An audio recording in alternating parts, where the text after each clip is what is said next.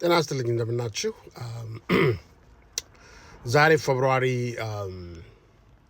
12 ነው። ፌብሩዋሪ 12 ማለት የኢትዮጵያኖች ቴምፖራሪ ፕሮቴክቲቭ ስታተስ የሚያልቀው ፌብሩዋሪ 13 ነው እና አንድ ቀን የቀረው ከነገ ጀምሮ ከ5000 በላይ ኢትዮጵያኖች የመኖሪያና የስራ ፈቃዳቸው ይነሳል ማለት ነው የተሰጣቸው። ይህም የሆነበት ምክንያት ቴምፖራሪ ፕሮቴክቲቭ ስታተስ ከኢትዮጵያ ላይ እንዲነሳ የሆምላንድ ሴኩሪቲዋ ክሪስቲን ናኡም ባሳለፉት መመሪያ መሰረት ነው። ትዝ ይላችሁ እንደሆነ የዛሬ ሳምንት እንዳቀረብኩት ቦስተን ላይ የሚገኙ ኢትዮጵያኖችና ኢትዮጵያን ኦርጋናይዜሽኖች ከሰው ለጊዜው አስቆመውት ነበረ። አሁንም ያ እገዳ እንዳለ ቢሆንም የትራምፕ አድሚኒስትሬሽን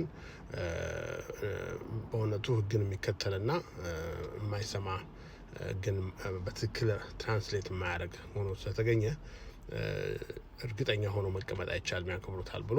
ስለዚህ ነገ በጣም ኢምፖርታንት ቀን ነው።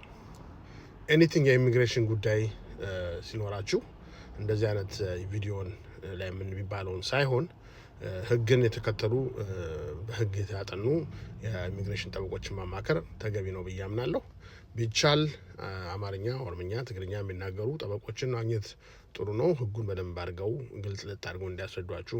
ምክንያቱም በአሁኑ ሰዓት ህግን ማወቅ በጣም አስፈላጊ ነው። ምን ማለት ነው ቴምፖራሪ ፕሮቴክቲቭ ስታተስ አለቀ ማለት ሲባል በግልጹ ለማሳየት ቤዚክሊ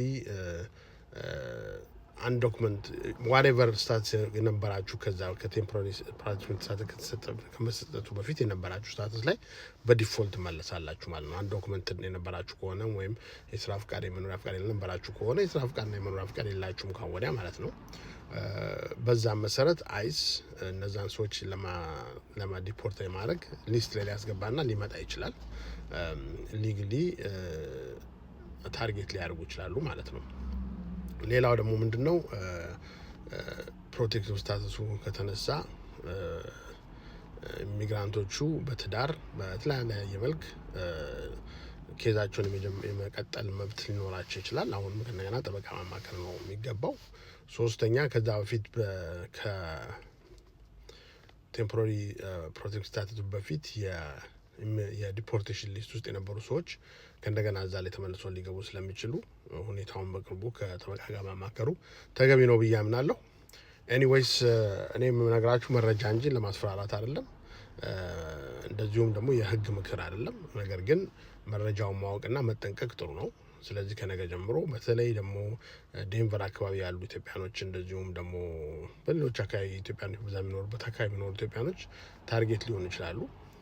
አሁን ዛሬ እንደሰማነው ከሆነ የሚኒሶታን እናቁማለን ብለዋል። ግን ምንም የሚታመን ነገር የለም ይሉና የሚያደርጉት ነገርና የሚናገሩት ነገር የተያያዘ ስላልሆነ ማለት ነው። ስለዚህ በኮሚኒቲ ደረጃ ተጠንቅቆ መኖር አስፈላጊ ነው ብዬ አምናለሁ። አይዟችሁ። የሰው ልጅ በወረቀት ወይም በስታተስ አይደለም የሚለካው፣ በማንነቱና በሰውነቱ ነው።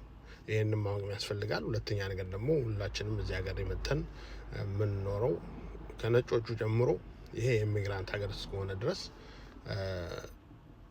በአሁኑ ጊዜ እናንተ ችግር ላይ ሆናችሁ ብትገኙ ማንነታችሁን አይወስነውም ለማለት ነው።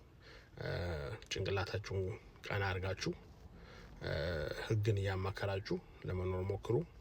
እግዚአብሔር ከእናንተ ጋር ይሁን። አመሰግናለሁ።